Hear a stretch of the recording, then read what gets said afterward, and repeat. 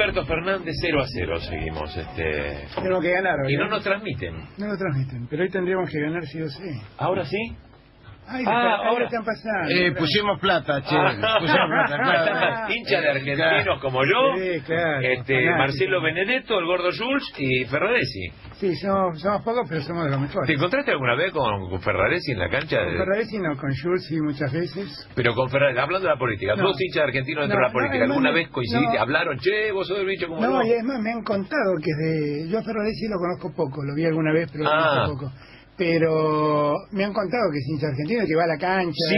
Pero nunca lo he visto. Yo le entregué una placa a él y otra placa a vos. Claro. Sí, una época que jugaban mis pibes ahí en Argentinos, entonces che, podés venir a... Che, vamos a hacer una escena. Y me tocaron cenas hermosas con los claro. campeones o subcampeones del mundo del 85, darle a Gloria, estar con Borghi. No, sí. Gloria. Y una de las cenas más lindas que recuerdo fue una vez que Adrián Domenech me invitó a su casa y estaban Vidalle, Domenech, estaba Pavoni, el Vichy, que era el técnico de Argentina, claro, el Nene Comiso, y empezaron a contar anécdotas de ese equipo. No sabes lo que disfruté. Era un chico era un nene en Disneylandia. Sí, claro. Era un nene en Disneylandia. El otro día hablaba con Pagani, que dice que estuvo allá en esa época, y dice lo que vos dijiste, y afirmaste acá alguna vez, y lo dijiste también cuando recibiste la placa que te entregamos en Argentino, que en ese momento Platini era la gran estrella internacional, pero Borghi jugó en ese partido mucho mejor que Platini. Mereció el premio, sin duda, el mejor jugador. Claro. La verdad que como perdimos en los penales, no se lo dieron, pero fue claramente el mejor jugador.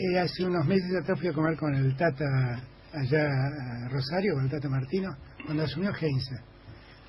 Y le dije, che, ¿cómo es Heinze? Me dice, es un perro verde, pero de mucha conducta. Entonces le dije, ¿qué dice un perro verde? Que te va a salir con cualquier enojo, por lo de calentón, claro, pero de mucha conducta. Y fue tal cual.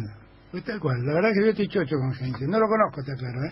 Pero nunca está jugando lindo como jugaba antes. Sí, claro, trata de jugar al fútbol, ¿no? Claro. Trata de jugar al fútbol, pero para mí eso es muy importante, te digo, ¿no? ¿Sabes que yo siempre cuento que uno de los peores momentos que recuerdo como hincha argentino no fue el tiempo en que el Toto Lorenzo fue técnico argentino? Creo que duró 2 semanas o 3 semanas. El equipo era horroroso.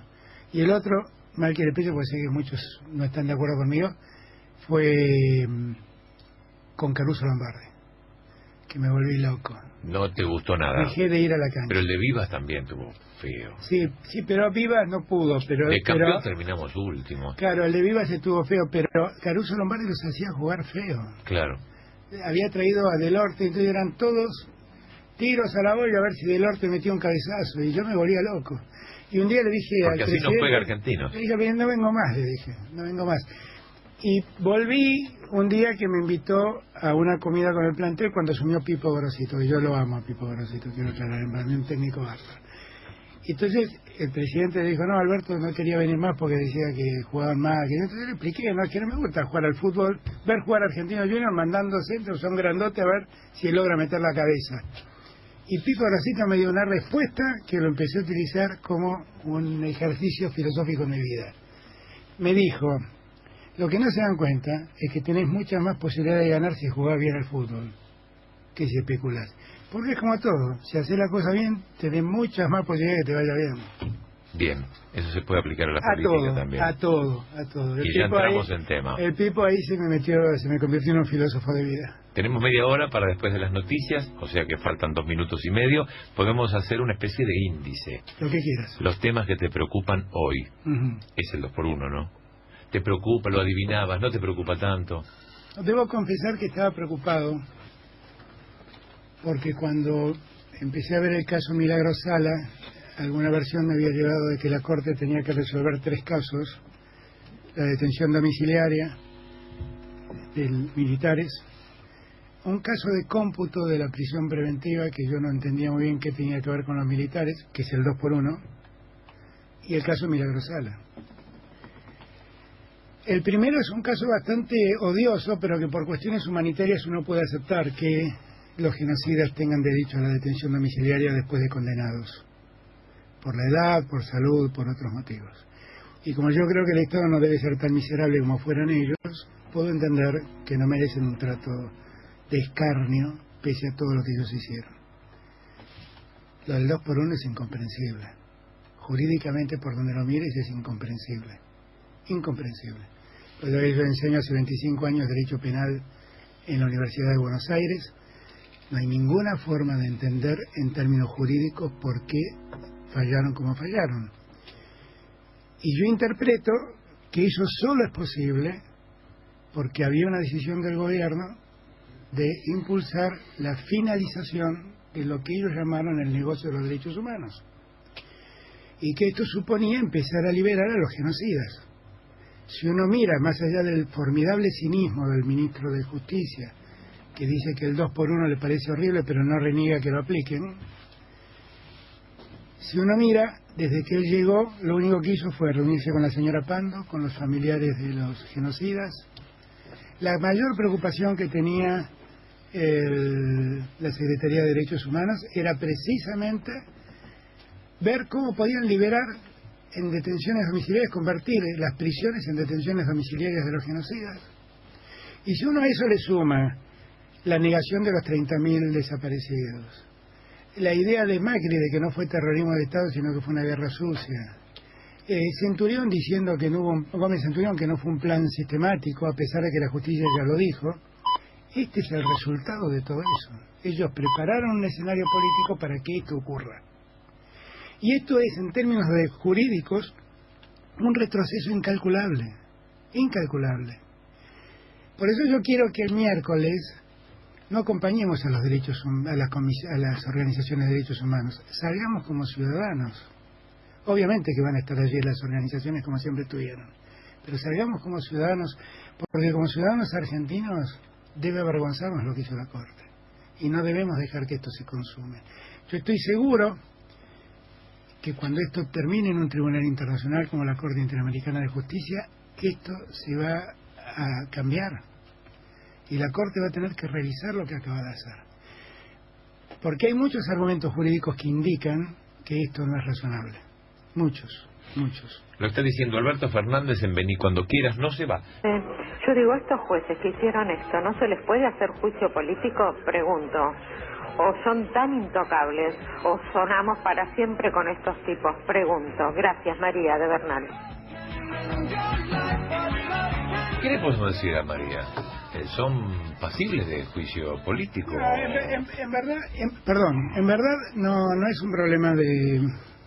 No, yo no creo, porque ellos argumentaron de un modo que a mí me parece horrible, pero argumentaron su posición. Y los jueces, yo quiero explicar un poco la de Elena Hayton. Elena Hayton ha dictado fallos formidables. No entiendo por qué dictó este fallo, sinceramente lo digo. La conozco y tengo buena opinión de ella, no puedo entender por qué dictó el fallo en el sentido que lo dictó. Los otros dos jueces no tengo ninguna duda que se comprometieron con Macri a sacar este fallo. Porque si uno revisa qué hizo la Corte desde que Macri compuso esta Corte, uno, determinó la libertad domiciliaria de los genocidas. Dos, sacó la prisión preventiva, el cómputo de la prisión preventiva al 2x1. Son los únicos dos fallos importantes que sacó la Corte de que estos dos personajes asumieron. En conclusión, evidentemente ese era el tema que Macri les había encomendado. Ahora, lo que no entiendo es por qué Elena Hayton se sumó a esta lógica. No lo entiendo. Es una lógica que además, en términos jurídicos, para que la gente me entienda, es de alta vulnerabilidad. De alta vulnerabilidad. Para ella. Para el fallo mayoritario, para la posición mayoritaria. Digo, esa posición mayoritaria, estoy seguro, en un tribunal internacional no es aceptada. Y yo quiero rescatar también, porque también me pongo a pensar por qué Carrió lo atacó tanto a Lorenzetti. ¿Sería para que Lorenzetti no dicte el fallo que dictó ahora? ¿No sería por eso? Que estaba tan enojado con Lorenzetti y le atribuía cosas a Lorenzetti que uno no entendía cuáles eran las imputaciones. ¿No será que Carrió era parte del enjuague macrista y en verdad lo que quería era dar vuelta al voto de Lorenzetti? Que fue un voto muy digno y jurídicamente impecable como el de el Pato Maqueda. Yo le digo al Pato porque toda su vida militó en el peronismo y lo conocemos de hace muchos años. Pero es un juez de la Corte ejemplar. Entonces, ¿no será eso lo que pasó? Lo que yo creo que nosotros el 10 de diciembre tenemos que reventar las calles de Buenos Aires. No me importa de dónde vengan, si son peronistas, si son radicales, si son renovadores, somos argentinos, teníamos el orgullo de haber llevado adelante procesos ejemplares contra los genocidas y ahora tenemos vergüenza de que una ley que rigió en un periodo donde estos mismos genocidas eran impunes por la ley de obediencia y punto final, los muy sinvergüenzas lo invocan para tratar de beneficiarse e incomprensiblemente la Corte le dio la razón. Tenemos que salir a la calle con toda la fuerza. ¿Hay ejemplos en que la justicia revierte fallos porque la gente en la calle lo pide? No, porque este es un tribunal de última instancia, pero sí, los fallos de la Corte no son obligatorios. Sí podemos exigirle a los jueces de primera instancia que no se hagan cargo de lo que acaba de decir la Corte. Como ya pasó. Claro, podemos exigirles que no se hagan cargo de lo que la Corte ha dicho y tal vez en una segunda revisión logramos revisar esta decisión de la Corte. Y rápidamente tenemos que acompañar a las organizaciones de derechos humanos e impulsarlas a que vayan a los tribunales internacionales para que los tribunales internacionales reviertan esto. Mirá, ha habido un caso en los años 90, Rochela, que es la muerte de un número importante de funcionarios judiciales, que fueron muertos a manos de paramilitares en Colombia y que cuando se les quiso favorecer en el cumplimiento de la pena, la Corte Interamericana de Justicia dijo que en los delitos de lesa humanidad eso es inadmisible, porque en los delitos de lesa humanidad, los delitos de lesa humanidad son imprescriptibles, no se pueden amnistiar, no se pueden indultar y no se puede conmutar las penas. Esto en el mundo. Este es el Tratado de Roma, Bien. que la Argentina es parte signataria de ese tratado. Conmutar las penas quiere decir cambiar las penas, que son ciertas facultades que a veces la ley otorga a los presidentes, en la Argentina existe, para decir, bueno, a este señor al que le dieron prisión perpetua yo se lo cambio por 25 años de prisión, por ejemplo. O le dieron 25 años yo se lo bajo a 15, por ejemplo. Bueno, en los delitos de lesa humanidad eso está prohibido. Utilizar un sistema aritmético de cómputo de la pena es una forma de conmutar la pena. Y lo que dice el Tratado de Roma y toda la jurisprudencia internacional en materia de genocidio y de delito de lesa humanidad es que la pena debe ser integral, es decir, no puede ser alterada. Cuando un juez dijo que a un violador de derechos humanos le corresponden 15 años, los 15 años deben ser cumplidos. No se pueden alterar para beneficiarlo al acusado. Entonces, me parece que nosotros, el miércoles 10, tenemos una buena oportunidad para llamar la atención a todos. Hubo un error involuntario, pero no por nada, dijiste 10 de diciembre. Es este miércoles Perdón, 10. es el 10 de mayo, sí, tenés razón. ¿Pero qué te El día de suena? la democracia. ¿A vos qué te suena el 10 de diciembre? El día de Cuando la formaste, democracia, para mí. sí, y además formaste parte Sí, de un sí. gobierno que se fue, si bien no con tu mejor amiga, pero se fue con una plaza llena cuando yo creo que en tu vida lo viste. ¿Una plaza llena? Una plaza llena, una De plaza despedida. Sí, la vi, pero fue una plaza muy importante. sin Una duda. plaza, no, eso había pasado, tenemos más o Cristina menos no la es- misma edad. Cristina no es mi amiga, pero tampoco es mi enemiga. Y la verdad que la recuerdo con afecto. Digo, porque es que a mí, yo esas cosas trato de escaparle, ¿viste? Sí. Yo no concibo la política con las lógicas de amor u odio, ¿viste? Yo, con Cristina y con Néstor, construí un proyecto en el que soñé toda la vida. Y la verdad yo lo sentí materializado muchos años y en algún momento sentí que había defecciones que me llevaron a criticarlo. Pero las críticas que yo tuve para con Cristina no son las críticas que tuvo Macri o Carrió. Macri y Carrió le critican las cosas que yo elogio de Cristina. Yo critico otras cosas que tal vez Macri y Carrió elogiarían, por ejemplo la designación de Milani. Entonces, yo de Cristina no soy su enemigo, no me siento su enemigo. La verdad es que guardo un buen recuerdo de ella, guardo afecto, a pesar de que nos distanciamos, porque a veces la política te distancia de gente. Pero me parece que la política te va a acercar ahora. Vos estás haciendo el camino, vos estás abriendo Yo puertas lo que estoy- y en un momento de apertura de Yo puertas. lo que siento es que no podemos seguir peleándonos entre nosotros, porque esto es un gran negocio de Macri, seguir peleándonos entre nosotros. Y porque vuelvo a repetir que los enojos, las cosas que Macri le cuestiona a Cristina no son las cosas que le cuestiono yo. Bueno, nos pasa en la obra que hacemos con Carlito. Puntuamos como si, te lo contaba antes fuera del micrófono, como si yo como soberano, como pueblo, tengo como alumnos a mis presidentes y los voy recordando, voy mirando el boletín. Ahora, le ponemos 7 a la gestión completa de Néstor y Cristina, pero los 3 puntos que le sacamos no son lo que dicen los medios, son otras cosas. Lo que decimos del Club de París, que nadie sabe. La minería a cielo abierto, ¿por qué no sacarlo a Jaime antes? Pero no dice eso, te hablan de López. No, claro, ese es un temita para mí. Claro, pero bueno. Es exactamente así. De lo que reniega Macri es de la estatización de las jubilaciones. Y yo eso no digo nada de Cristina en ese punto, al contrario, me parece que está bien. De lo que reniegan es la asignación universal por hijo, y yo me parece que es un logro de Cristina. Ahora, muchas veces me dicen, bueno, pero vos dejaste de ser kirchnerista. Yo qué sé si dejé de ser kirchnerista. Yo hay momentos en que siento que soy un ortodoxo kirchnerista. Además, Néstor decía que nos llaman kirchneristas para bajarnos el precio, sí, además, porque somos peronistas. Sí, claro, ¿No es cierto? Entonces, claro. Lo que yo te quería preguntar es lo siguiente. 2 o 3 cosas que me parece que Perón nos enseñó que la política es la política internacional. Él decía que lo demás es cabotaje purulerino, ¿no? Con esa simpatía que tenía Perón. Y en realidad lo que se expresa en la Argentina de Macri es un sector de ese mundo unipolar y multipolar que está enfrentado en el mundo, donde el sector de la financiarización, es decir, de los fondos de inversión, buitres, multinacionales, de la mano de este unipolarismo hegemónico de Estados Unidos, se está concentrando en América Latina para conservar este patio trasero frente a las derrotas que está sufriendo en otros lugares. ¿Vos lo ves así? Más o menos. Mira, he mandado estamos escribiendo un libro, están escribiendo en Chile un libro, donde me pidieron a mí, a Carlos Ominami y a Marco Aurelio García que contribuyamos con 3 artículos. A mí me tocó hablar de la ética y de la corrupción en América Latina. Primer punto, hay que dejar en claro que que el retroceso del progresismo en la región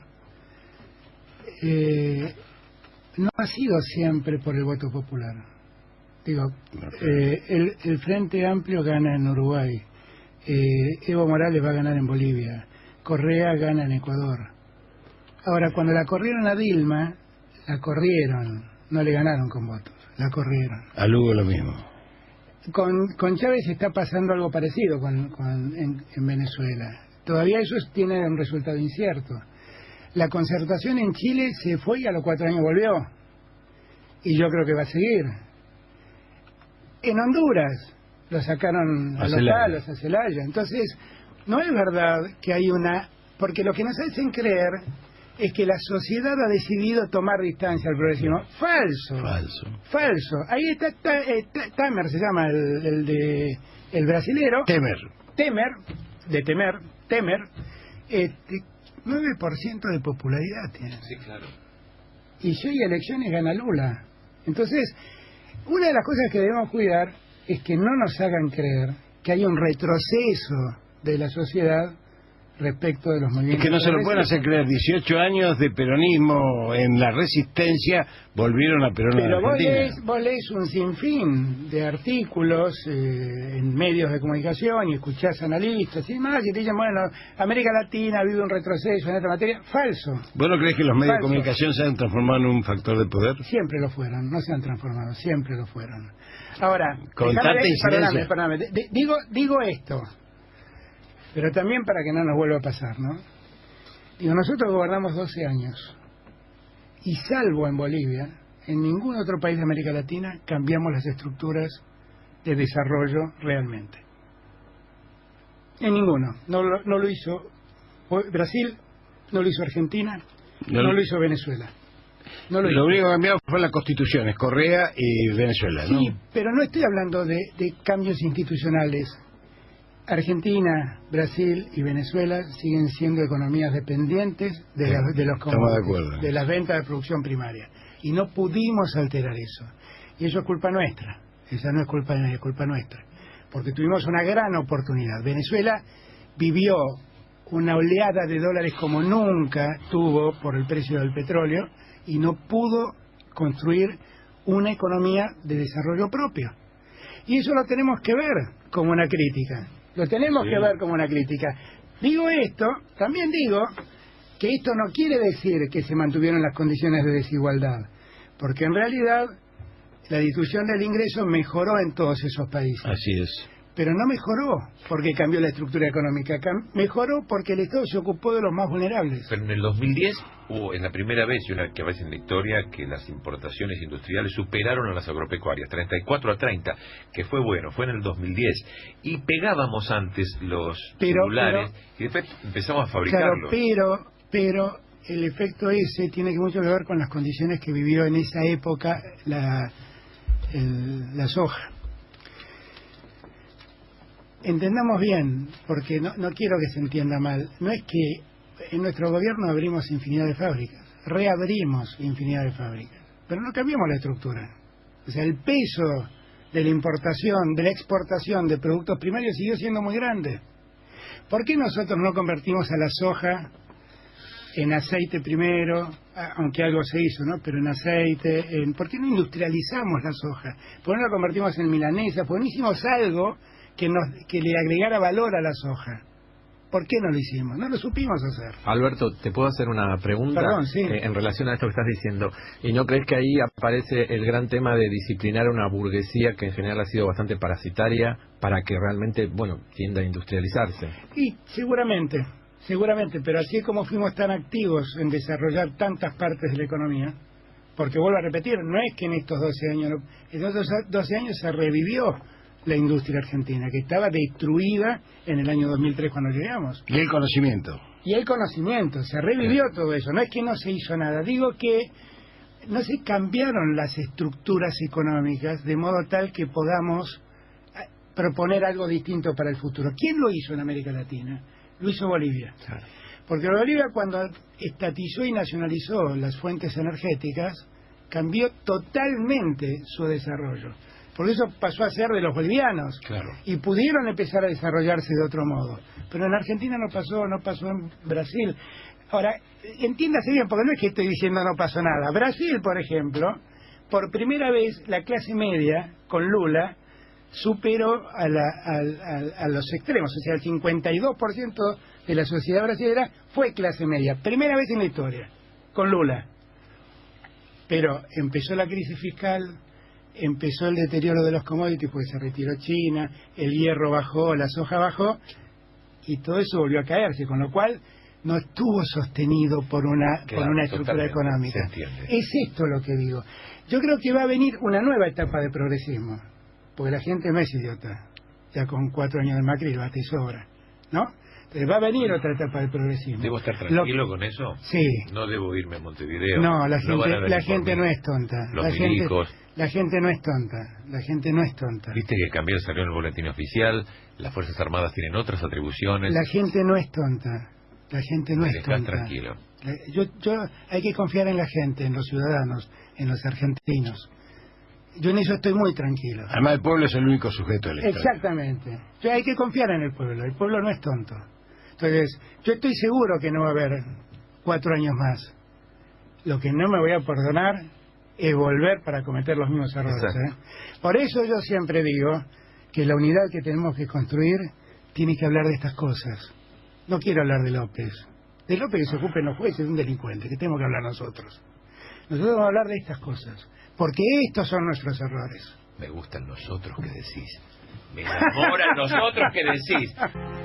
Leonardo, entre tanta desilusión, hay algo que me da esperanzas todavía, que es la juventud que está militando, trabajando. Mi hijo, por ejemplo, recién recibido de abogado, hoy está haciendo un contrapiso en el barrio Esperanza para levantar una básica. Ellos tienen un merendero. Eso es lo que me pone todavía con algo de esperanza y fe.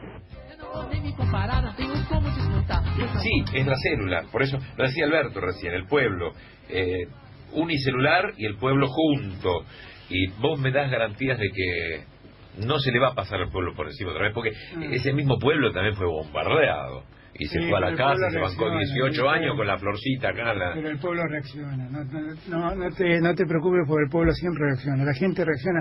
Lo vimos en el mes de marzo, hubo una sucesión de marchas que fueron impactantes, que después se trataron de vendernos que una marcha de 25.000 tipos las compensaba.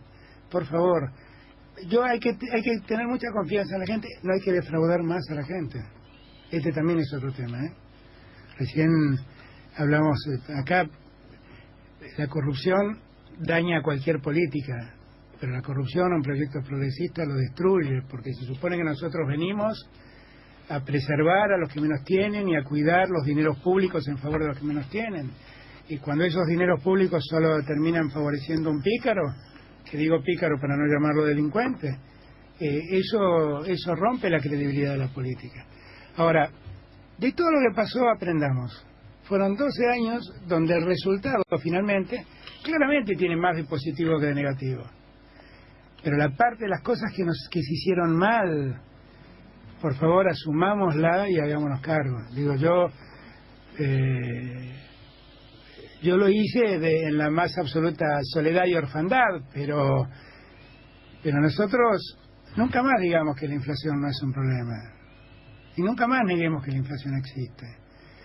Porque la inflación la padece el que vive de un sueldo. Los empresarios corrigen sus costos y los comerciantes aumentan los precios. Pero a vos no te aumenta nadie el sueldo hasta el año entrante. Entonces, cuando nosotros decimos que la inflación no existe, lo que estamos haciendo es desprotegiendo al que menos tiene, al que vive de un salario.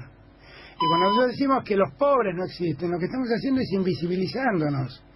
Y nosotros tenemos que hacer visibles a cada pobre para que todos nos ocupemos de sacarlo de ese lugar ingrato. Son cosas que yo creo que tenemos que asumir como errores del pasado y que nunca más debemos volver a hacer, simplemente.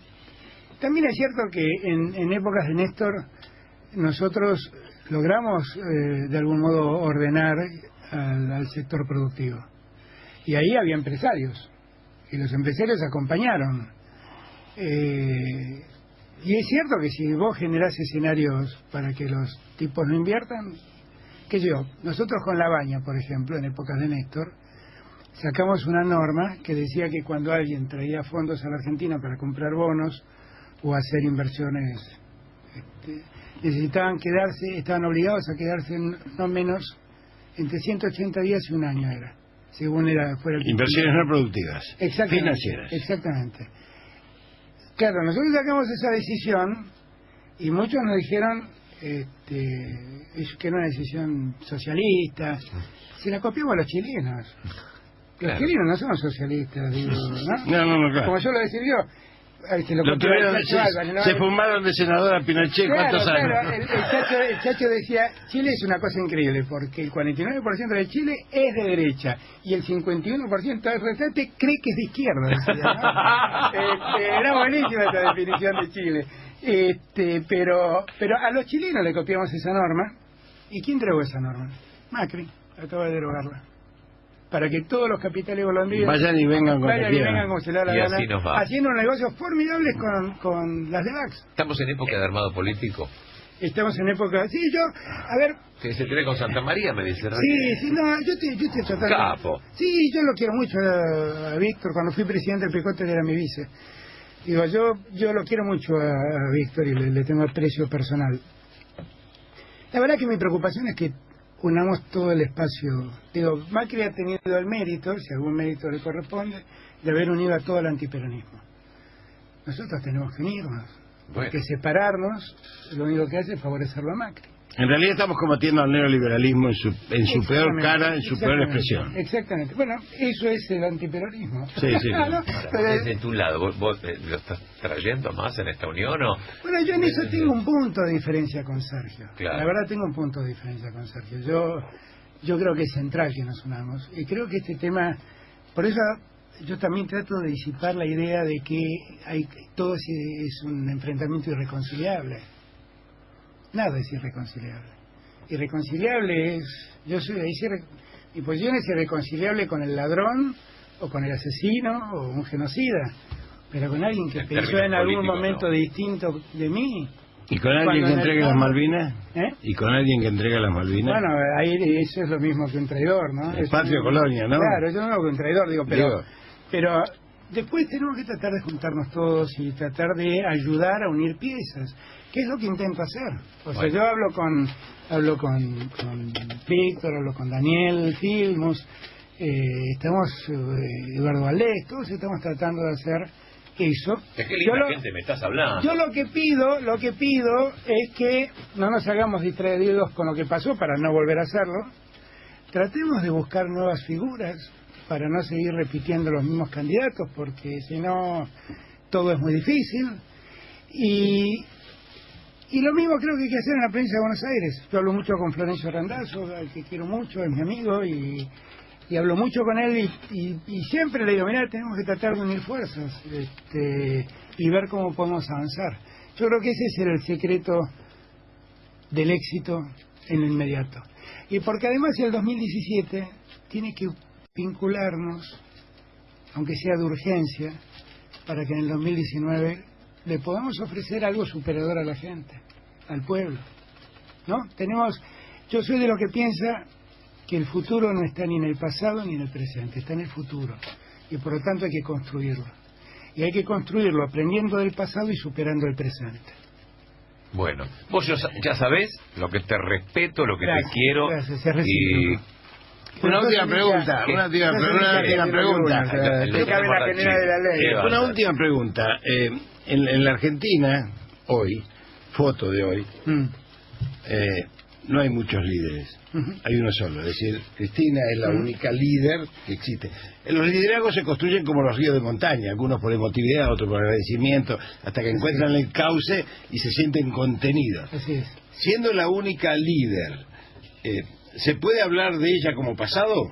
No, yo no hablo de ella como pasado. Hablo de un tiempo pasado. Esa era mi pregunta.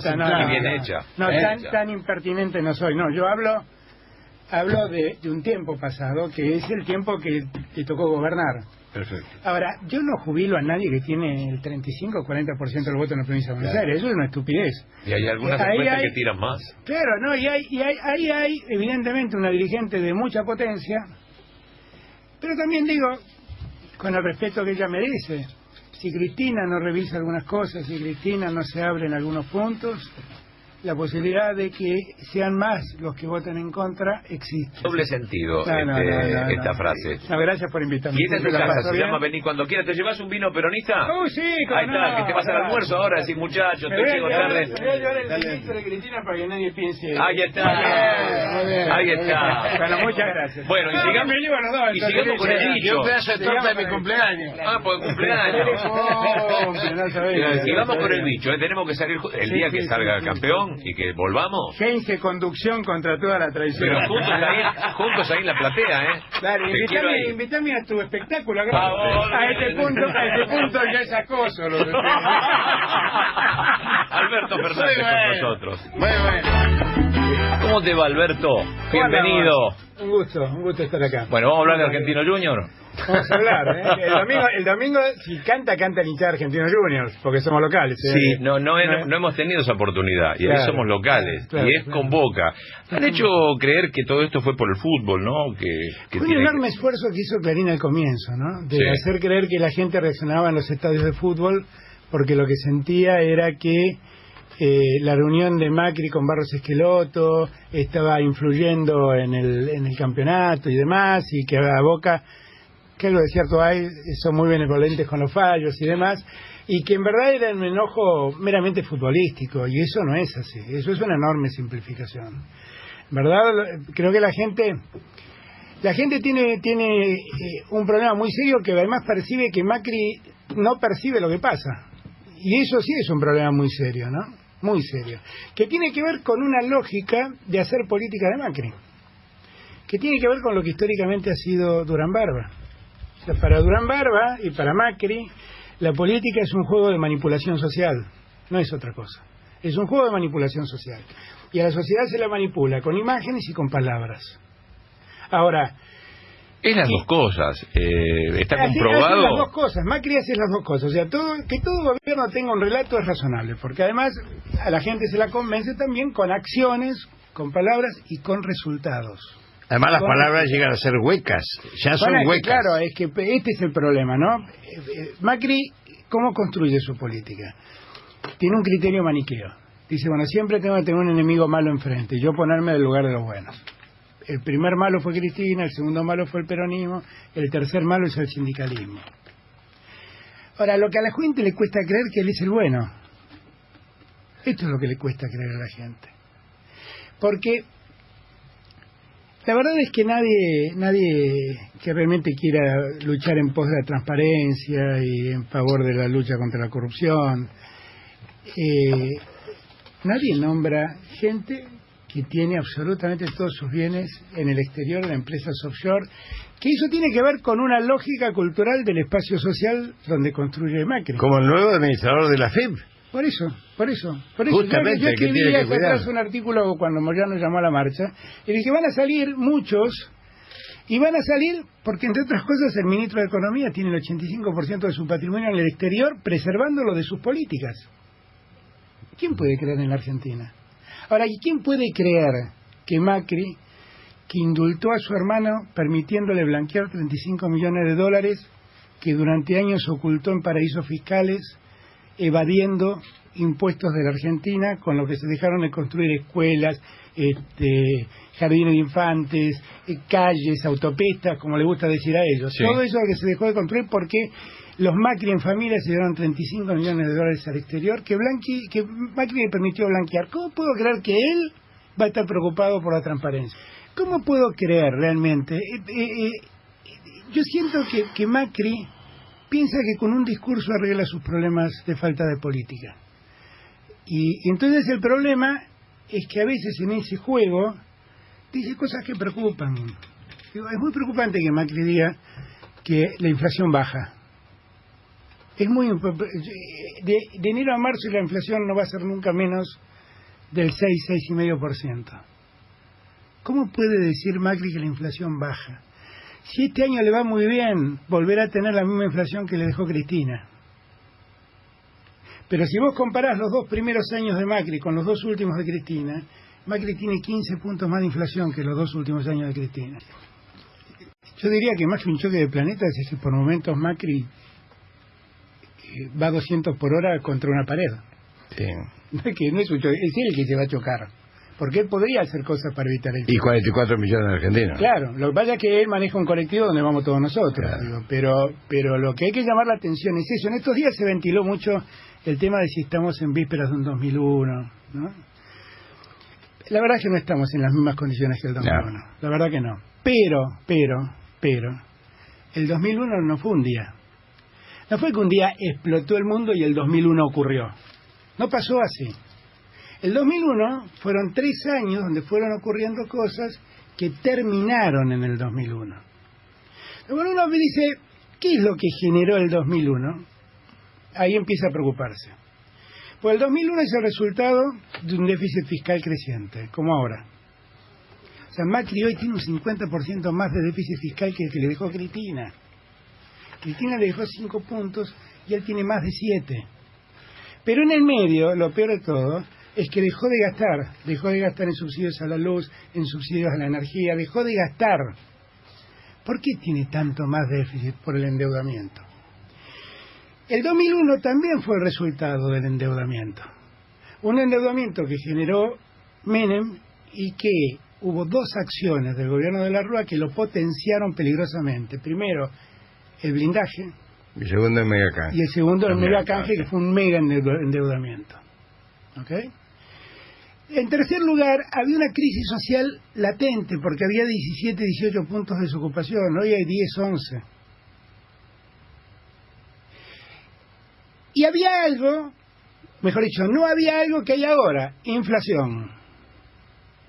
Entonces, hoy no están dadas las condiciones del 2001, pero si seguimos haciendo esto, es posible que ocurra un 2001. Te voy a recordar algo, Alberto, a ver si lo recordamos juntos. Muy cortito.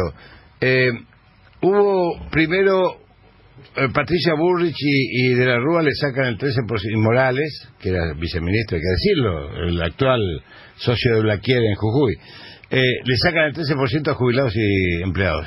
Y uno decía, estalla el mundo, no estalló. Después vino el tema del corralito, los 250 pesos por cajero automático. Uno dice, va a estallar el mundo.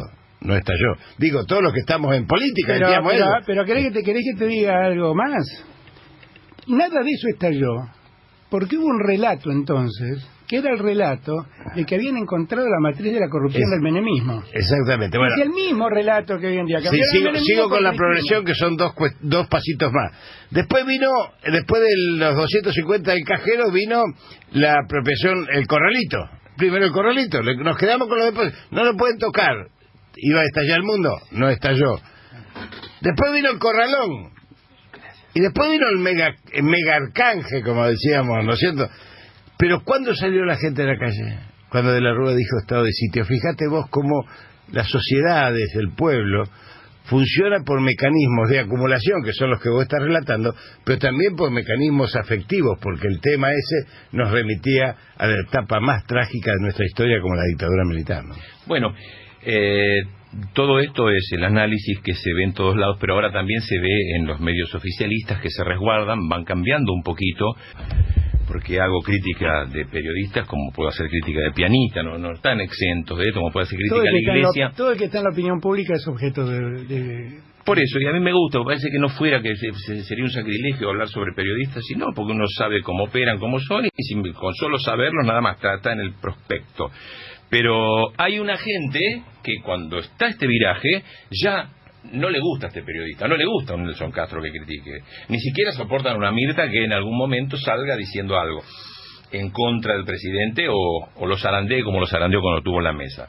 Hay una parte de los argentinos que necesita este relato. Yo no sé si es el mismo público bombardeador del 55, pero hay una parte, no deleznable, pero no invisible, de los argentinos que necesitan este Mauricio Macri. No le importa si se equivoca. Hay una parte, a ver, en términos, cuando yo hablo mucho de la necesidad de unirnos, la última vez que estuve hablé de la necesidad de generar una unidad, y ahora gracias a Dios pareciera que vamos encaminándonos hacia ese lugar. Yo les decía, miren, cuando uno hace una estrategia electoral, una táctica electoral, uno tiene que saber cómo se desarrolla la sociedad argentina, ¿no? La sociedad argentina tiene siempre la tendencia a tener un 60% de peronismo y aliados y un 40% de antiperonismo. ¿Por qué gana Macri? Macri gana porque unifica el 40% y divide el 60%. Y con eso le alcanza para ganar. ¿Dónde está nuestro error? Dividirnos. Enorme error. Ahora, si uno hace un análisis más fino, uno dice que hay más o menos un 30% de sectores que dicen y se sienten pertenecer a una Argentina privilegiada, que son ellos los privilegiados. Un 30% que yo diría son los sectores de izquierda más duros, más revulsivos contra el sistema actual. Y un 40% que fluctúa. Ese 40% es básicamente clase media. ¿Qué características tiene la clase media en Argentina? Que aspira a ser parte de ese 30% privilegiado. Nunca es parte de ese privilegio, porque son los profesionales independientes, los comerciantes, los que tienen una pequeña y mediana empresa, pero que sueñan que si viajan en business a Miami ya son parte de esa Argentina privilegiada. Ahora, a esos sectores Macri los está castigando con una severidad enorme. Ustedes piensan que Macri lleva exactamente 26 meses de gobierno. 24 meses cayó el consumo. En una Argentina donde el 70% de lo que se produce se consume en Argentina. Entonces vos llevas, y esos son pymes básicamente, son pequeños y medianos productores. Si vos a esos tipos le bajás el consumo, le arruinaste el negocio. Se lo arruinaste al comerciante que ya no vende, se lo arruinaste al productor que ya no produce. Fíjense que la UIA acaba de sacar un documento interno donde vuelve a anunciar que a esta altura de los acontecimientos, con esta Argentina del crecimiento invisible del que habla Macri, donde hay un 40% de capacidad instalada inutilizada. Ya un 40%. Ya. Entonces, digo, hay que pensar seriamente que esos sectores alguna vez deberían entender que no es como decía la propaganda de American Express, perdón la propaganda, ¿no? Pero pertenecer tiene sus privilegios. Que la verdad es que uno pertenece en sociedades donde las oportunidades se igualan, se equilibran.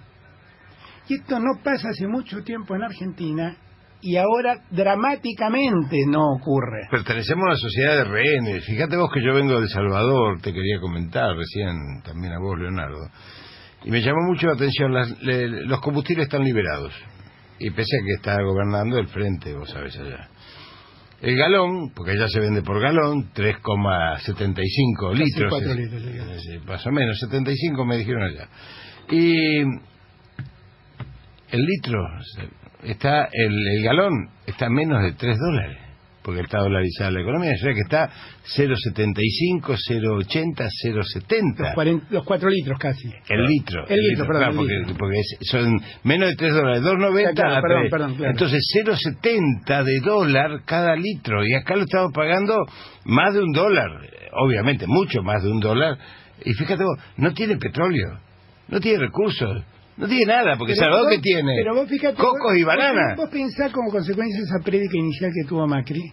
¿Cuánta gente te dice, bueno, lo que pasa es que nos regalaban el combustible y el combustible no lo tenían que regalar, y nos regalaban la luz y no había que regalarla, y nos regalaban el gas y no había que regalarla, y los convencieron que tienen que pagar ahora sumas siderales? Los convencieron. Lo que pasa es que era regalarlo a quien no se lo tiene que regalar. ¿Cómo se lo van a regalar a los negros? Claro. Ahora se lo regalamos a los exportadores. Bueno, es de alguna medida esa triste frase de González Fraga cuando dijo, le hicieron creer a la gente que podían tener aire acondicionado y televisión. Es una cosa tremenda que digan eso. Pero hay mucha gente que lo compra. ¿No? Que compra ese discurso. Que compra ese discurso, por ese juego de lo que yo llamo la idea de pertenecer a un lugar donde uno no tiene cabida, ¿no? Alberto, ¿qué tendría que tener un programa de la unidad? ¿Qué puntos centrales identificarlos? Yo creo que hay 3 puntos centrales que deberíamos asumir como compromisos inexorables y no cambiar nunca más. Y tomarlos casi como un credo y ser durísimos con cualquier alternativa. Que es algo que decíamos con Florencio en la campaña. No mentir, no robar y no votar nunca en perjuicio de los que menos tienen. Parece una estupidez. Casi Aymara es eso, ¿eh? Casi Aymara. Claro, pero parece una estupidez, pero hace años que dejó de ocurrir entre nosotros. Y eso nosotros debemos asumirlo como un problema y como una carencia, porque si no, no nos van a creer. No nos van a creer. Alberto, el otro día te vi en el programa de Mauro con Daddy, fue un programa para alquilar balcones, inclusive con la intervención de Bernie, que también me parece un cuadro de los más serios que ha tenido Cristina, y fue una charla tan contundente, tan buena, tan afable, y te vi muy contento, casi como robándole un eslogan que le salió de las tripas a Daddy. Me pareció buenísimo. Sí, hay que volver, pero mejor, si no, no cuenten conmigo. Y en ese momento yo me puse a pensar y digo, no me conformaría, pero si se vuelve igual, ya estaríamos 100 veces mejor. No, sí, pero nosotros no podemos permitir, nosotros no nos... La vara alta siempre es nuestra. No, lo que quiero decirte es, nosotros debemos decir expresamente que no queremos convivir nunca más con un José López. ¿Con qué? Con un José López. Sí, claro. Punto, no hay vuelta, eso nada lo justifica, nada lo explica, nada lo autoriza, y es un acto de impudicia tolerarlo. Si no lo decimos, nos convertimos en complacientes con eso. Podemos decir algo más también, que José López esté condenado y que diga quién le dio la plata. Las dos cosas, todo. Porque si no, la justicia no es justicia. La estamos condenando, pero no sabemos cuáles son los cómplices de ese delito. Todo. Yo lo que creo que con eso hay que terminar de una vez por todas. Bien. Y me parece que eso no es subir la vara, eso es algo que nos olvidamos. Yo escribí un libro en Chile con otros autores de América Latina, con Ominami, con Marco Aurelio García, con Celso Amorín. A mí me tocó hablar sobre la corrupción en América Latina en años del progresismo. Y la verdad es que yo ahí planteaba algunos problemas que la corrupción ha dado en este continente en esa época. Primer punto, hay gobiernos progresistas que no han tenido los problemas de corrupción que tuvimos otros gobiernos progresistas, por ejemplo, Chile y Uruguay. ¿Y a qué obedeció eso? Obedeció es que allí no hubo personalismos tan fuertes gobernando. Los personalismos se vuelven tolerantes con estas cosas. Y nosotros eso debemos saberlo. Es una característica del personalismo. Es una característica, de cuando ustedes revisan, es una característica de todos los gobiernos que fueron personalistas. Pasó en todos, no quiero hacer nombres para no irritar a nadie, pero pasó en todos lados. Nosotros eso lo tenemos que corregir. Porque además, fíjense y ustedes me van a dar la razón en lo que digo. Cuando la gente ve a un conservador gobernando y roba, no le preocupa tanto porque dentro de las condiciones del conservador está el robar, sacar privilegios, sacar ventajas. La gente entiende que si Macri gobierna, incomprensiblemente entiende, pero hay una parte que dice, bueno, pero él es un empresario, los empresarios en Argentina gobiernan y trabajan sacando ventajas de todo, entonces es razonable que saque ventajas. Ahora, eso a un progresista que dice que estar trabajando para los que menos tienen no se lo perdona de ningún modo. De ningún modo. Y nosotros tenemos que asumirlo esto. Tenemos que asumirlo. Yo quiero aclarar, yo vengo de una familia de clase media alta, mi padre fue juez, viví toda mi vida en Recoleta, la verdad sigo teniendo el patrimonio que siempre tuve, no me enriquecí, no me llevé nada, ni una lapicera del gobierno. Digo, no hay ningún mérito, es lo que corresponde. No es que estoy hablando yo desde el lugar de la pobreza, toda esta preocupación lo digo desde el lugar de alguien que se crió en un ambiente privilegiado, pero que ve infinitas injusticias. Y que además, como yo creo en que el capitalismo permite desarrollar a los pueblos, no hay ningún capitalismo que sobreviva sin consumidores. No, eso es básico. Y acá lo que hacemos es maltratar a los consumidores que queremos esclavizarlos. Y ningún capitalismo funciona en un mundo de esclavos. No funciona. No funciona. No funciona. ¿Cuáles son los capitalismos que mejor funcionan? Los que igualan las sociedades. Mi modelo no es Estados Unidos, mi modelo es Finlandia. Claro. Mi modelo es Finlandia, no son los Estados Unidos.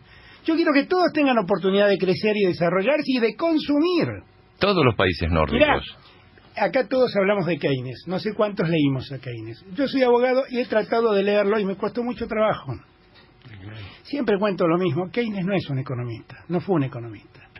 Y creo que eso es lo más maravilloso de Keynes. Keynes fue un profesor de ética. Sí, claro. Que lo pusieron a salvar al capitalismo después de la crisis del 29.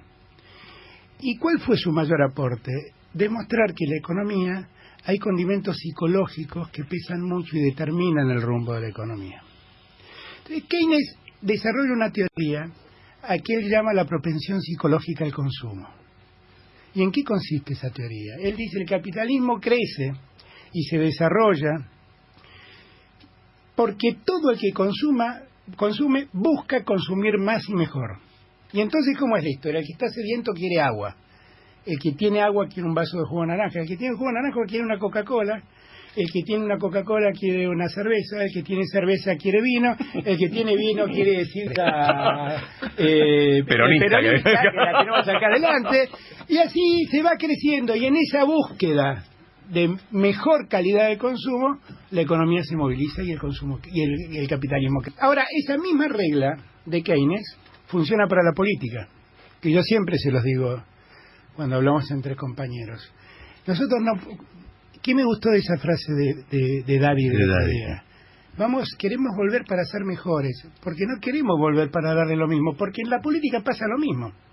Cuando nosotros llegamos al gobierno con Néstor y terminamos el gobierno, me acuerdo que un día hablando con Néstor, los dos solos en Olivos, caminando, porque Néstor me hacía caminar como un condenado, ¿no? Le dije, ¿sabés que nosotros hicimos las cosas muy bien? Porque cuando nosotros llegamos, nos pedían planes, y ahora nos piden aumentos. Ya no nos piden trabajo, nos piden mejores condiciones de trabajo. Y a Cristina, ¿qué le pedían? No me cobres ganancias. Fíjate cómo fue la evolución. Entonces, me parece que nosotros no podemos volver a decirle a la gente, miren lo que les dimos, porque lo que les dimos ya lo tienen en su ámbito de consumo. Es un nuevo escenario. Claro, ellos quieren otra cosa. Pero les fue quitado. O sea, el solo Muchas retorno, cosas- muchas el solo cosas le fueron- retorno ya es bueno. Muchas cosas le fueron quitadas, es cierto. Sí, pero Esto, ser por eso, mejor el es- solo retorno Muchos ya, planes, muchas cosas ya me que fueron alegraría, quitadas. Sí, simplemente el solo retorno, que le vuelvan a dar computadoras a los chicos, que mi Es vieja verdad, es verdad. no le vuelvan los remedios a mi vieja, ese tipo de cosas, que vuelvan, ya con eso solo yo me conformo con 7.50, pero yo lo digo en una obra que hice el año pasado, una locura mía, con ese 7.50, que es lo que yo mejor vi en mis 60 años, vamos para más, vamos para Finlandia, como decimos, vamos para 9, vamos para Suecia, que es 9, o vamos para Islandia, que es 10, porque a pesar de su crisis los banqueros fueron presos. Claro. Vamos a 10, pero Claro. por lo menos el 7.50, volver a tenerlo, porque con eso zafamos, nos vamos a marzo. Claro. Esto, por lo menos, yo lo entiendo a Daddy, y volver a ser mejores es prometerme Suecia. Pero también Pero el si ser volvemos mejores. al 7.50, ya con eso estaría No, está conforme. claro, está claro. Leonardo, ser mejores también implica reconocer los nuevos escenarios. Sí, claro. Cuando uno ha producido un proceso de avance como fue del 2003 al 2008-2015, hay nuevos escenarios, las demandas son nuevas, no son las mismas. Y Jorge, y también hay que reconocer errores. Cuando miramos para atrás, hay que reconocer, porque los hubo y algunos fueron muy dañinos. El error de no admitir la inflación conduce a lo mismo que le criticamos que hizo Macri el otro día cuando dijo que la inflación está bajando. Porque la percepción que tiene uno es, este tipo se está desocupando de un problema que existe. El decir que los pobres no existían, no hay nada más dañino que invisibilizar a los pobres. Yo reconozco que el gobierno de Cristina estuvo en ese punto. Yo siempre critiqué el ocultamiento de la pobreza. Pero el gobierno de Cristina tenía un discurso, hay un médico, no sé si la palabra es exacta, le voy a decir, pero un discurso medio psicótico. Porque por un lado decía, no hay pobres, y por otro lado no paraba de ocuparse de los pobres. Porque le daba planes, le daba beneficios. Digo, si no había pobres, ¿por qué gasta tanta plata en planes? Decir una cosa y reconocer otra con disociación. Es una disociación. Es una disociación. Ahí está, Es ahí una está. disociación. Es una disociación. Que para mí fue muy dañina. Fue muy dañina porque no había necesidad de hacerla. Si además lo estabas reconociendo, ¿para qué expandiste tanto los planes sociales si no había pobres? ¿No? ¿Y por qué decir, no hablemos de los pobres porque los estigmatiza? No. Si no hablas de los pobres, los dejas en la pobreza.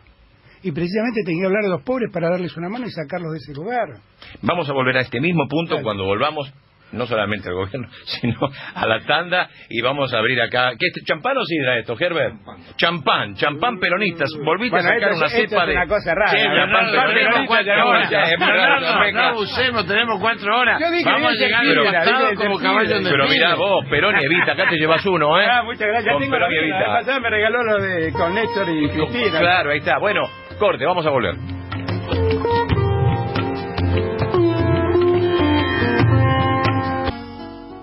Vení cuando quieras, con Leonardo Greco por Del Plata, hasta las 16.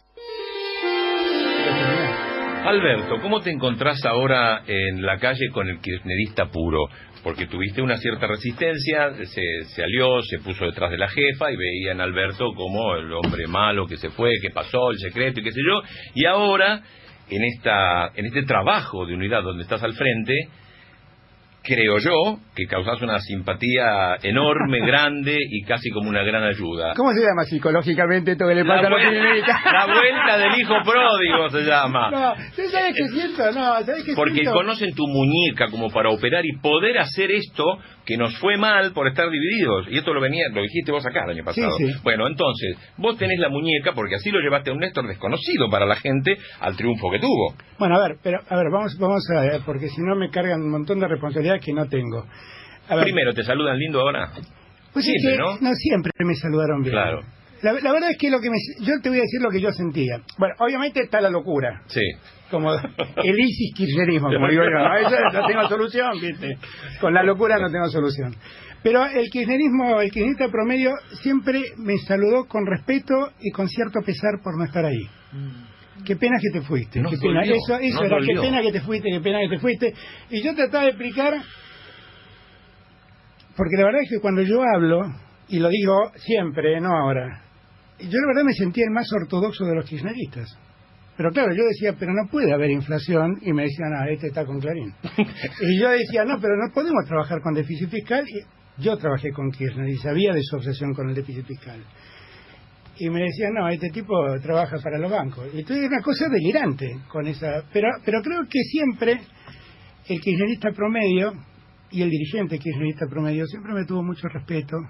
Y siempre se preguntó, porque también, viste, como yo decía las cosas que decía siempre, no entendían muy bien por qué me había ido. Entonces pensaban que había pasado algo terrible en el medio, que había determinado una ruptura, que en verdad lo único que pasó es lo que le pasó a muchas familias, a muchos amigos, que un día dijimos, mira, no estoy de acuerdo con lo que haces. Y en esta locura que se generó en esos años, promovida de diferentes lugares, uno terminó, como digo yo, en el medio del campo de batalla y disparado de los dos lados.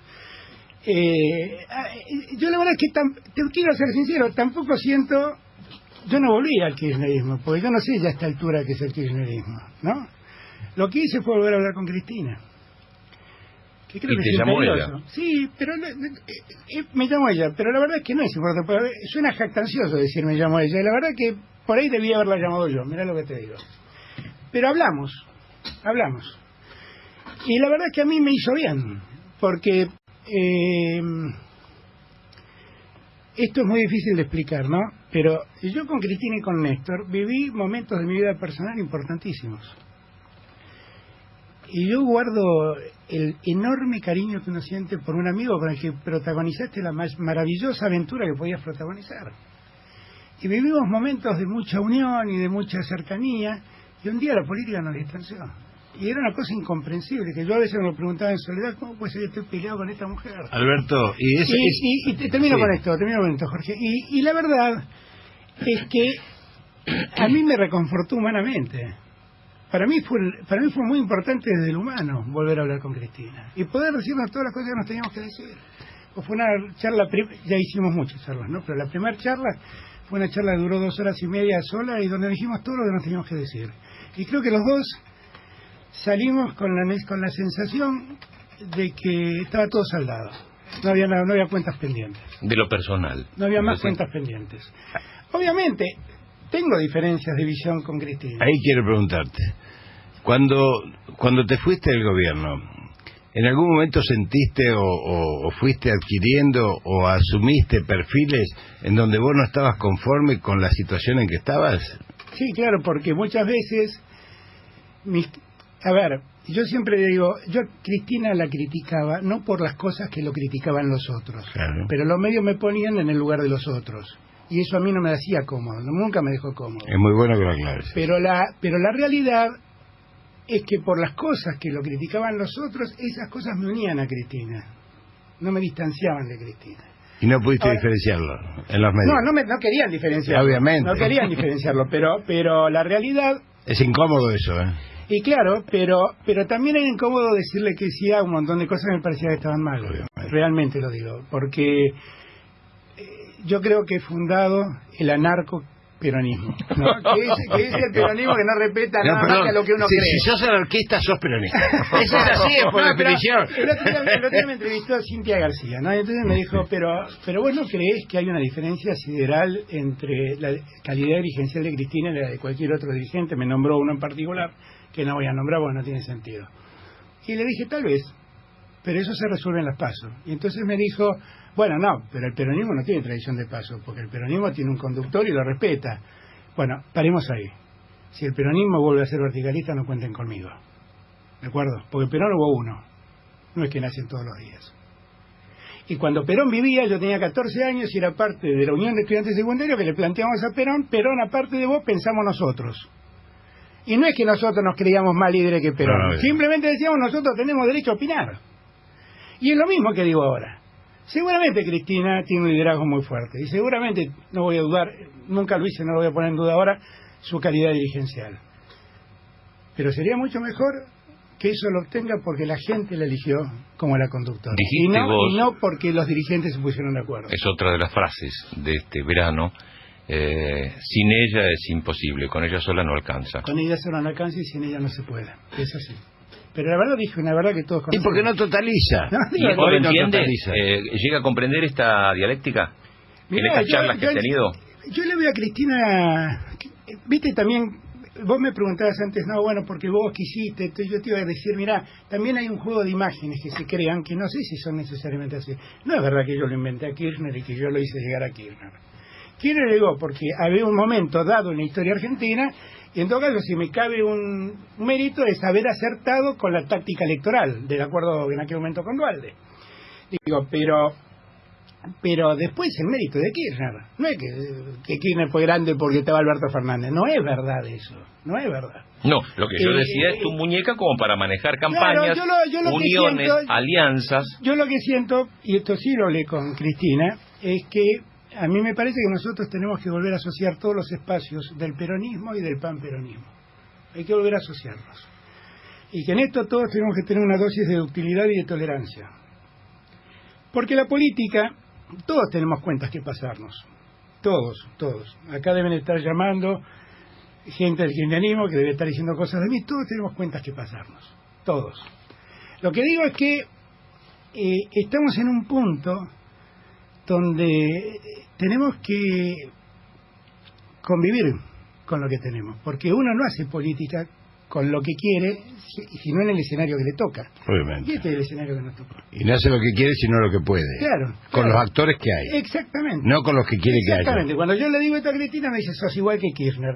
No soy igual que Kirchner. Esto es una regla básica, porque el otro se llama principismo. Es muy valioso, muy importante, pero no te deja ganar elecciones. Yo lo que creo que todos tenemos que tener una dosis de comprensión, de tolerancia. Tenemos que entender que todos perdimos. Unos perdieron por más y otros perdieron por menos, pero todos perdimos. Y Cristina, que es una dirigente enorme, terminó perdiendo con Esteban Bullrich y Gladys González, y esto tiene que ser un llamado de atención para ella. Bueno, pero ese liderazgo, y vos que sos un interpretador, un lector claro, está teñido por una política continental que viene sobre los liderazgos populares en América Latina. No es decir, como dicen en el tenis, hay errores forzados y errores no forzados. Quizás muchos criticamos los no forzados lo entendemos, porque vienen de un apriete político muy fuerte que indudablemente hacen que el escenario sea de esa naturaleza. Ahora yo te pregunto lo siguiente, apelando a tu capacidad de análisis. Por lo que está pasando en América Latina, por lo que vimos en Honduras, por lo que yo estoy viendo y vengo de verlo en El Salvador, por lo que está sucediendo en Venezuela, por el ataque contra Lula, ¿hay posibilidades de que haya una elección en la Argentina que sea transparente si no hay un proceso de movilización popular que lo respalde? Bueno, Argentina tiene una característica singular respecto de todo lo que vos nombraste, que es el peronismo. Claro. El peronismo como fenómeno social es un fenómeno absolutamente argentino, no tiene nada que ver con lo latinoamericano. Tiene la característica además de que ese peronismo tiene una base de sustentación enorme en la clase trabajadora que está organizada en sindicatos. Y esto le da un poder alucinante al peronismo a la hora de exigir en el escenario político. Esto no ocurre en Panamá, esto no ocurre en Honduras, esto no ocurre en El Salvador, no ocurre en ningún lado. Por eso Macri ahora va contra los sindicatos. Él probó con Cristina, miren, a Cristina, todos saben que le he criticado mucho, ¿no? Pero hace 2 años que le estaba apoyando, inventándole, poniéndole lo que hizo, inventándole lo que no hizo, y no logra que Cristina baje de los 30 a 35 puntos. Y todavía deja fuera a un espacio del peronismo, que es este espacio sindical que... en esto ya me preguntaron mucho por la movilización de Moyano, ¿no? La movilización de Moyano tiene muchos ribetes, pero es el error táctico más enorme que ha cometido Macri. Porque Moyano estaba en pantuflas mirando televisión en la casa. Y Macri lo volvió al escenario, lo retó a duelo. Durante 2 semanas Clarín nos contaba cómo iban dejándolo solo a Moyano, y solo hizo un estropicio, con lo cual es mucho más grande que lo que era Moyano. Entonces, la diferencia de Argentina con América Latina es la existencia del peronismo. Obviamente, sí. Que es muy grande la diferencia. El único movimiento nacional popular revolucionario que ha pervivido 70 años porque tiene doctrina, porque tiene política, filosofía e ideología. Y tiene una organización enorme que es el sindicalismo. Jugando ahí de mediocampista, como te veo ahora, conoces a casi todos los del equipo, los que están adelante, los que están atrás. ¿Cómo ves el ánimo? El otro día te vi allá, nos encontramos, estaba Felipe Solá, también estaba Rossi. ¿Cómo ves a todos los actores de este panperonismo en esta función de unión? ¿Cómo ves a Rodríguez Sá? ¿Cómo ves a todos? Veamos, también aclaremos una cosa. Ese grupo que han dado a llamar el G7, el grupo de los 7, donde están Felipe y Arroyo, Filmus y Agustín Rossi y Víctor Santamaría, el Chino Navarro y yo. Es un grupo que nació porque somos todos amigos. Y la verdad es un grupo de amigos que un día dijimos, che, nosotros seguimos discutiendo a Moreno y no discutimos a Duhovne. Y la verdad el problema que tenemos es Duhovne, no es Moreno. Moreno que lo juzgue la historia, quien tenga que juzgarlo. ¿Y qué hacemos con esto? Y la verdad es que yo lo que noto es que la discusión que tenemos en el peronismo tiene más que ver con discusión sobre la visión que tenemos del pasado que sobre la visión que tenemos del presente. Y también siento que es mínima la diferencia respecto de lo que hay que hacer para el futuro. Entonces lo que hicimos los 7 es decir, bueno, ¿por qué no le mostramos al peronismo que podemos sentarnos a hablar y ocuparnos de unir fuerzas? ¿Y por qué no le decimos al peronismo que fijemos reglas mínimas? Las reglas mínimas es, dejemos de maltratarnos, de llamarnos traidores, ladrones, sinvergüenza, todos estos calificativos que nos dijimos entre nosotros todo este tiempo. Y además admitamos que si no nos ponemos de acuerdo con una candidatura, vamos a ir a unas PASO. Que los PASO son una herramienta formidable para poder ordenar el espacio. Y así nos presentamos en sociedad. Yo jorobaba y decía, bueno, los otros que no tenemos territorio, no somos gobernadores, no somos intendentes, la verdad somos sin techo, como decía Kioco Mazón, peronistas sin techo. La verdad lo único que tenemos todos esos es que tocamos el timbre en cualquier lado y nos atienden. Yo toco el timbre en el kirchnerismo y me atienden, toco el timbre en lo demás y me atienden, Felipe toca timbre en lo del randacismo y lo atienden, a nosotros nos atienden. Y el grupo quiso ser, como yo siempre usaba la imagen, el terrón de azúcar que atraiga a las moscas. El peronismo era un montón de moscas volando desesperadas y sin rumbo. Y de repente vieron un terrón de azúcar y dijeron, vamos hacia allí. Y ahora lo que sentimos es que esto se está replicando en muchos lados. Yo estuve con Omar Félix el otro día de Mendoza y están trabajando en Mendoza para hacerlo en Mendoza. Hablamos Félix, el presidente del PJ de Mendoza, que es diputado nacional. Con Darío Martínez de Neuquén, que también lo está haciendo, con Los Soria en Río Negro. Capitanich en Chaco. Capitanich habló ayer conmigo. Están todos tratando de hacerlo en el Chaco. ¿Qué es lo que les pedimos todos a nosotros? Nosotros a ellos, ¿qué es lo que le pedimos? Que ellos hagan el trabajo de la unidad. Nosotros no somos quien para caer en el Chaco y decir, únanse, pues, ¿quiénes somos nosotros? Háganlo y nosotros los acompañamos porque queremos lo mismo. Pero háganlo. Y lo que yo siento es que eso he aprendido. Que todos nos hemos dado cuenta que solos perdemos y que disociados nos comen los albatros. ¿Se alcanza en 1 año y medio? Obvio que sí. Sí. Obvio que sí. Y además creo que a nosotros nos quieren hacer creer que no tenemos candidatos. Hay un montón de candidatos. Bueno, yo de verdad, yo estoy muy... Y vos que estás tan cerca de Randazzo, en todos estos actos donde puede llegar a haber unidad y en toda esta química, ¿nos puede dar el gusto de ser candidato a gobernador de la provincia de Buenos Aires? ¿Está encaprichado que eso no le gusta? Eso no lo leí. Hablé con Florencio antes de ayer porque fue el cumpleaños de Florencio. Mira. Y las quedamos en comer esta semana. Pero no hablé eso con Florencio. Pero a ver, te voy a dar algo... Pero si le tocara eso. No, pero te voy a dar algo... Mira, tendría que... lo que pasó en el 2017 nos tocó a todos. Digo, yo quiero ser franco, empiezo por nosotros, digo. La verdad es que nosotros nunca quisimos la ruptura. Nosotros queríamos ir a unas PASO, convencidos de que Massa iba a entrar y Cristina iba a entrar, y Massa no quiso entrar porque tenía el límite de Margarita Stolbizer, y Cristina decidió irse para no darnos la PASO. Y nos quedamos solos con nuestros principios.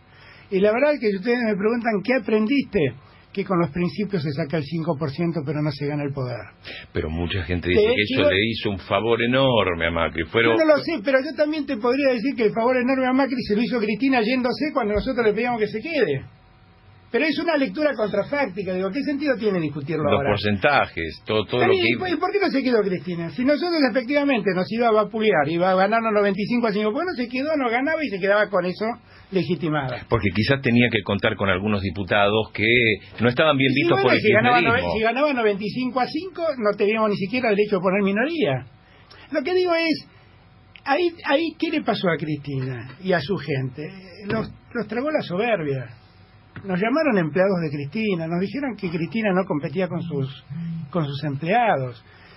Y eso la verdad no lo hace. En realidad lo que me pareció es que había un gran temor a las operaciones externas, en especial del grupo hegemónico. Pero podía ocurrir igual, ¿eh? Y ocurrió, de hecho. Digo, de hecho, no era por la paso. Yo creo que nosotros tenemos que aprender que el principismo no alcanza, que no tiene sentido, que no conduce a un triunfo. Cristina tiene que aprender que ya está claro, ella no alcanza tampoco. Y Sergio que tiene que aprender que en 3 elecciones pasó de 43 puntos a 10. ¿Saben qué quiere decir esto? Que la avenida del medio no existe.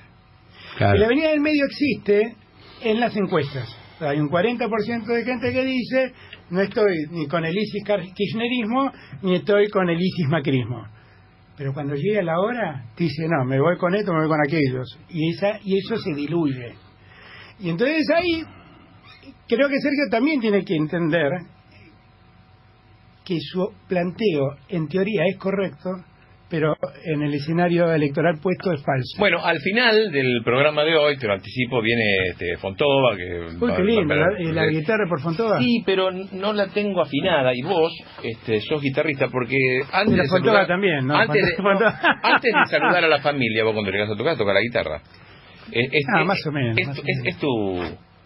No, pero que no va a pretender que no va a pretender que cante ahora, y menos que viene Fontova. No, pero afinala, por favor. No cante, ¿vos tocas o te acompañás? Pero yo soy un cara dura. No, está afinado.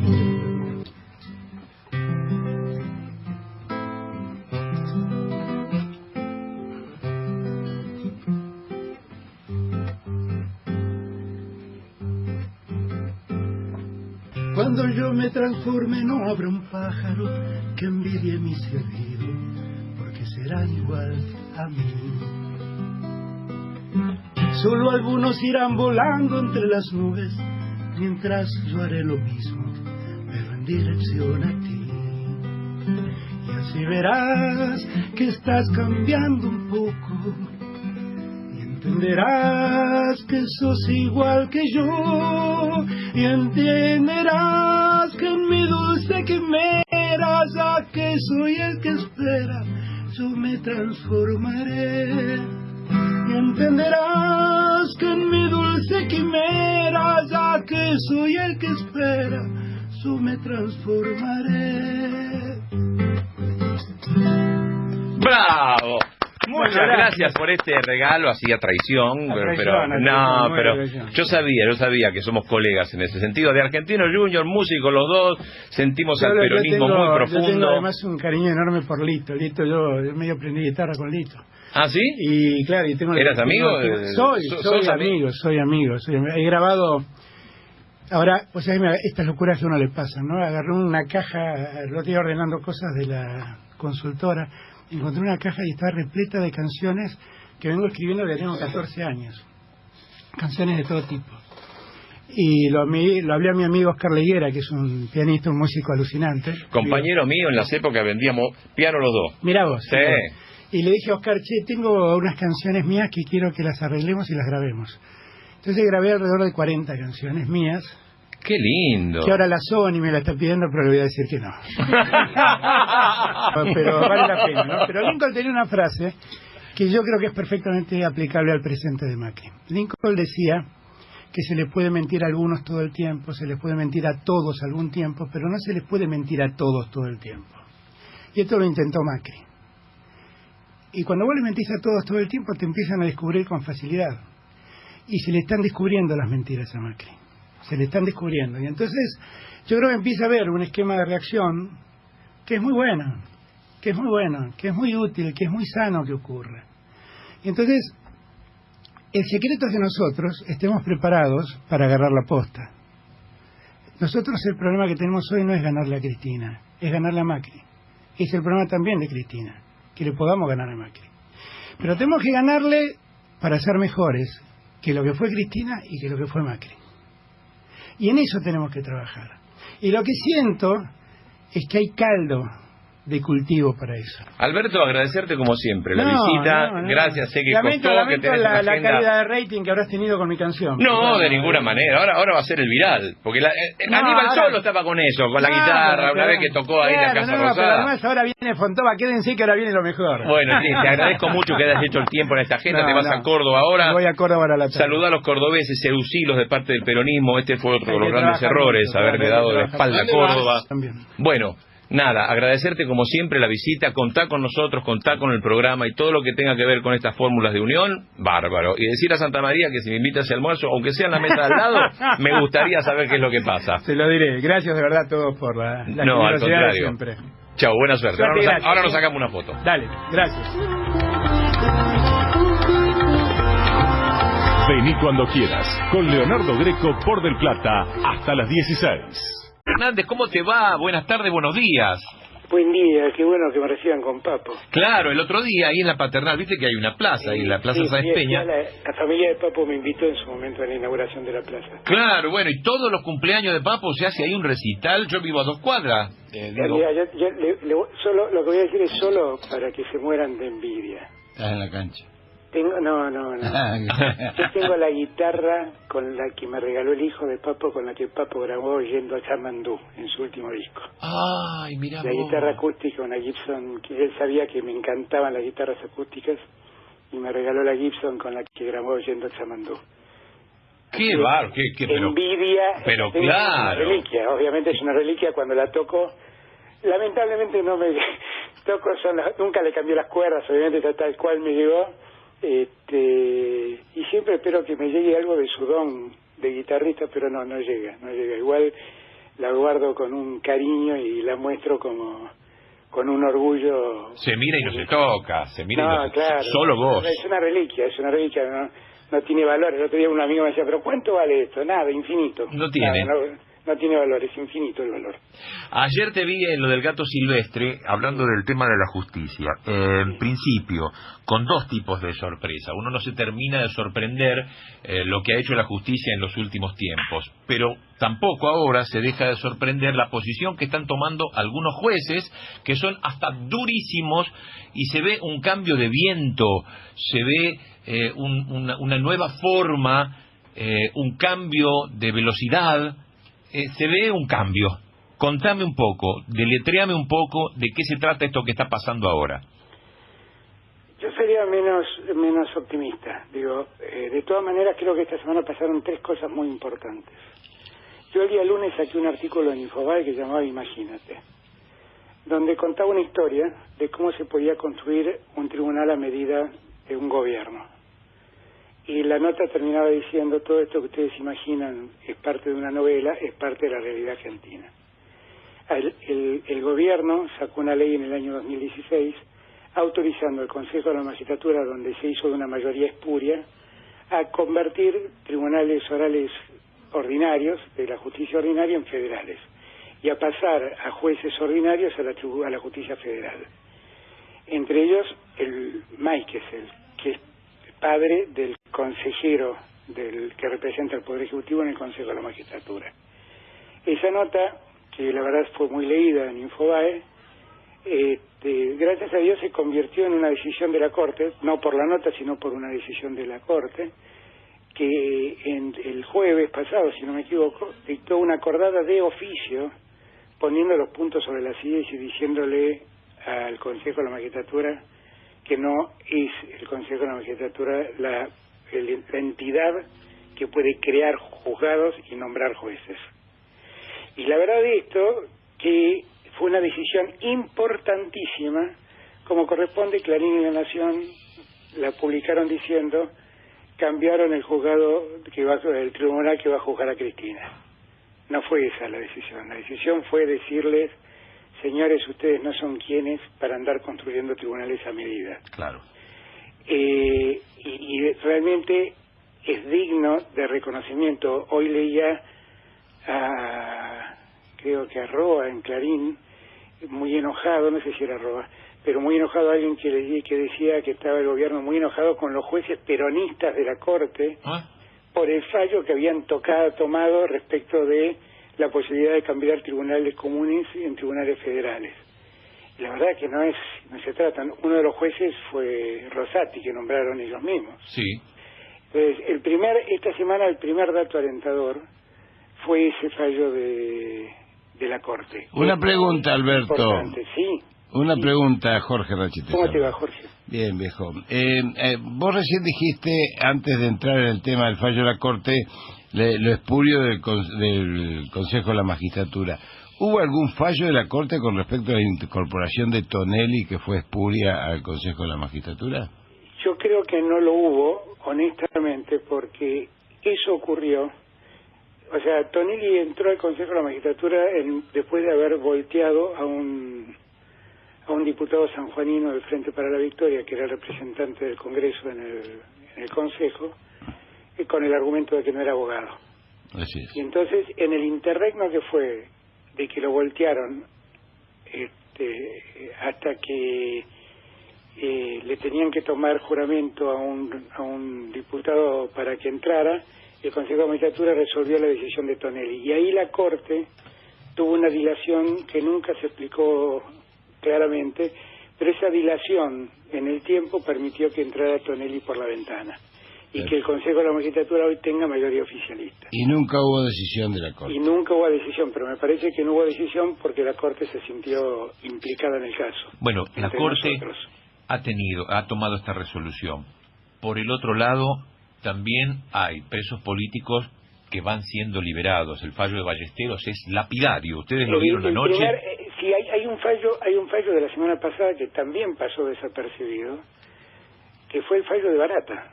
Sí. Que lo liberó Barata Sí. y que objetivamente también lo liberó a Julio De Vido. Lo que pasa es que Julio De Vido sigue detenido por otras causas.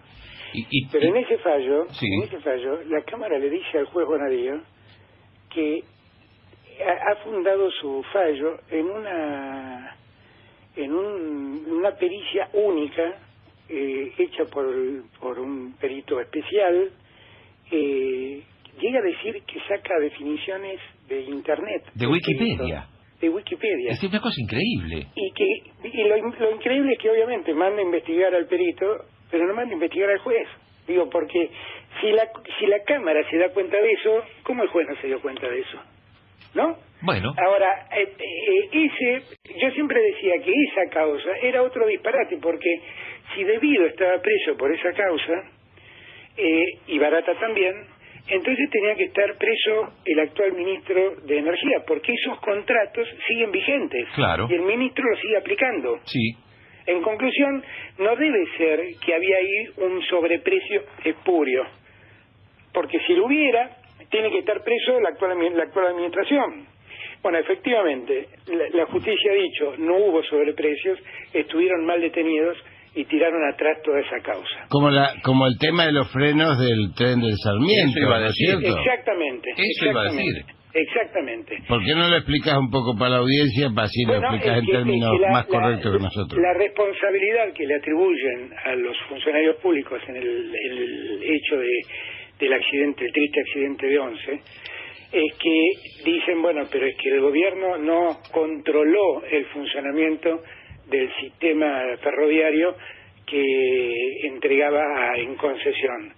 Y la verdad que hoy está absolutamente demostrado que si lo hubieran controlado nunca hubieran podido detectar nada, porque el tren funcionaba correctamente y los frenos funcionaban correctamente. O sea, Dalbón tenía razón. La responsabilidad es del maquinista, que se distrajo o se quedó dormido. Claro. Sí. Y no fue una falla en el control, sino fue una falla humana. Sí, totalmente. Por eso digo que hay como una ola, hay como algo que posiblemente con olfato dirán, no nos engrampemos, yo te lo digo con mi idioma, ¿no? No nos engrampemos más con esta gente, que esto se termina. Además nosotros somos legos, ¿esto permite modificar el fallo?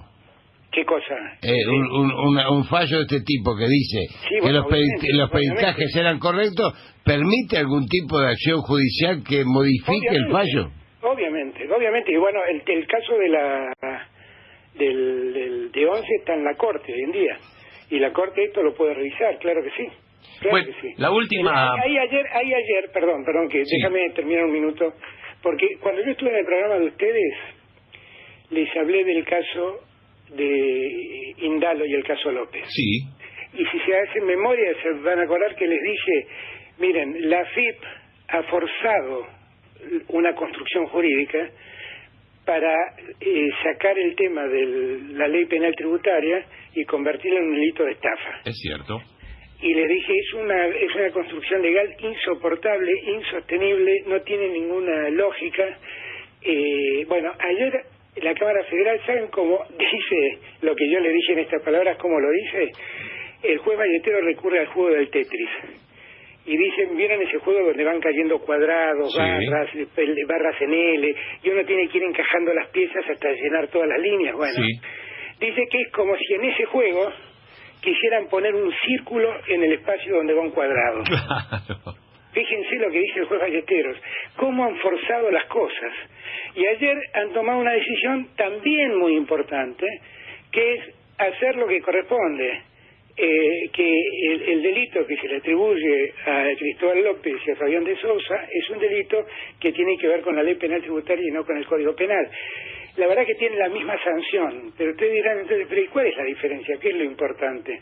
Lo importante es que la ley penal tributaria, si pagan, quedan eximidos de responsabilidad. Claro. Y en el delito de defraudación no. ¿Y qué era lo que quería el gobierno? Porque lo que el gobierno ha hecho con las empresas del Grupo Índalo, y la AFIP tiene una enorme responsabilidad en esto, es una vergüenza. En verdad no fueron contra Cristóbal López puntualmente, fueron contra todas las empresas para llevarlas a las quiebras y dar una señal de lo que son capaces de hacer desde el gobierno. Ayer la Cámara se dio cuenta de esto y puso las cosas en orden. Y esto es auspicioso, por eso te llamaba con una cierta alegría. Sí, el tercer caso, que sí nos tiene que llenar de mucha alegría, es que en la casación, un tribunal generalmente muy adicto al gobierno, que manejan, donde están Borinsky, Hornos y Geminiani, ordenó la detención de Checolats y terminar con la detención domiciliaria. Está nuevamente preso Checolás, es una alegría tremenda. Claro, pero también hay que aclarar que la política del juez Garabano ha sido, desde el día en que llegó, buscar que todos los genocidas que se han convertido, como dijo Carrió, en pobres viejitos, vuelvan a sus casas a terminar de cumplir las condenas. Sí, claro. Con lo cual lo de ayer, lo de Checolat, es también un dato auspiciante de ponerle un límite a las locuras que desde el Ministerio de Justicia puntualmente se están haciendo. Pero, Claro. ¿Sabés con qué te vamos a despedir? Sí. Con Viaje a Katmandú. ¡Qué gran! Con la guitarra que tenés en tu casa. Con la guitarra que tengo en casa. Bueno, una alegría y gracias de verdad por el llamado. Bueno, Al Alberto, contrario. un abrazo. Chau. Es un gusto hablar con ustedes. Alberto Muy Fernández, Papo.